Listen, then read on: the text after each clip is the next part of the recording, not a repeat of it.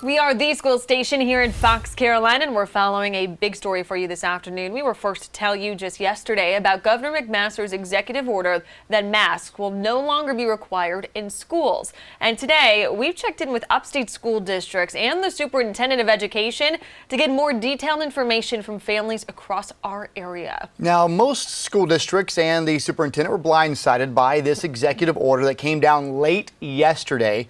School districts tell us they didn't even have time to implement the rule change for today. The state superintendent says she does not agree with the governor's order, but instead of fighting it and causing even more chaos in this state for everyone involved, they're lifting the statewide mask mandate for school districts.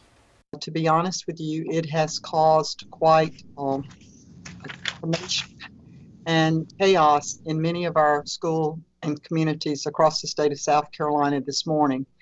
Unfortunately, due to the late release and it being after school had closed for the day, there was no time for school districts to prepare, or very little time, and there was no form that had been sent out for parents to be ready to sign. Now that our primary mitigation tool, a face mask, is not being required, being recommended but not required, this takes away a wonderful tool that we've been able to use to keep the operations of schools safe.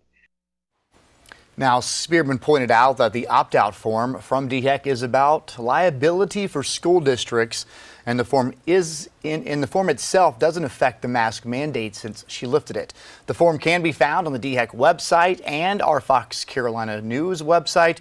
We do ask you read the entire thing so you know what you are signing. We should point out that districts will continue to follow other COVID safety protocols outlined by health officials.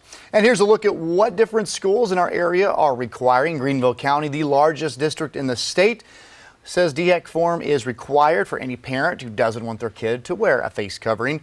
They're also not opening the virtual option for any more students right now.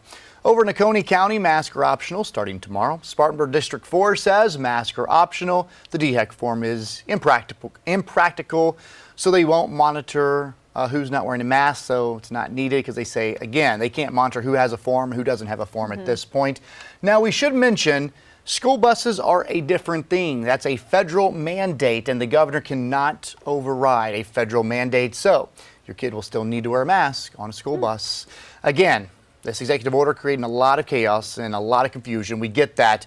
We're working to get a hold of school districts, a lot of you reaching out to us. And again, everyone blindsided by this executive order, agree with it or not. We have a lot of questions we're trying to get answered, and we're going to get those answers for you. So stay with us here at 4, 5, and of course, coming up on the 6 o'clock news.